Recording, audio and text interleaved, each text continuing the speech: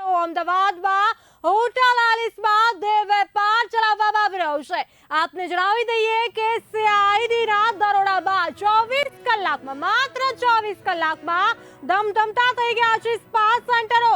Hotel આલિસમાં દેહ વેપાર ચલાવવામાં આવી રહ્યો છે. કપિલ નામનો શખ્સ ચલાવી રહ્યો છે આ કાળો કારોબાર. આપ જોઈ શકો છો આ ટીવી સ્ક્રીન પર ચાંદખેડાના સર્કલ પાસે સનગ્રેસ આર્કેડમાં દેહ વેપાર ચલાવવામાં આવી રહ્યો છે. આપ દ્રશ્યો જોઈ શકો છો આ ટીવી સ્ક્રીન પર.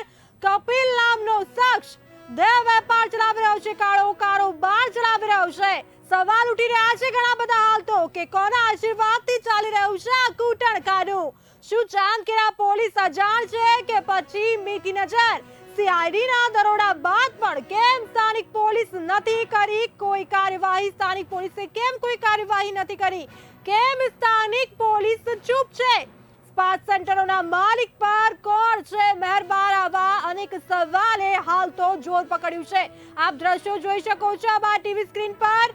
હોટલ આલિસમાં દેહ વેપાર ચલાવવામાં આવી રહ્યો છે, કાળો કારોબાર.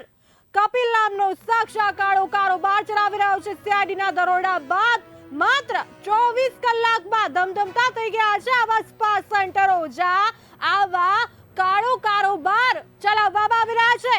કપિલ નામનો શખ્સ આ કાળો કારોબાર ચલાવી રહ્યો છે ચાંદખેડાના સર્કલ પાસે સનગ્રેસ આર્કેડમાં.